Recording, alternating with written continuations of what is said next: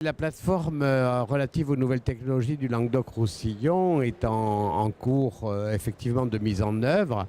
Elle cherche à regrouper différentes technologies qui sont donc bien sûr pour aider, favoriser le maintien à domicile, mais surtout pour expliquer à la fois les modes d'utilisation, expliciter les avantages, les inconvénients aussi de ces nouvelles technologies. En fait, c'est comme un site marchand avec ses plus et ses moins.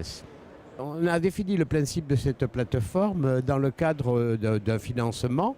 Et plutôt que de financer de façon séparée ou distincte différentes innovations, nous avons préféré effectivement se retrouver autour d'une table entre les différents opérateurs en matière de nouvelles technologies et partant de là, effectivement, d'essayer de regrouper les synergies dans un but d'utilité et surtout d'accessibilité de ces nouvelles technologies.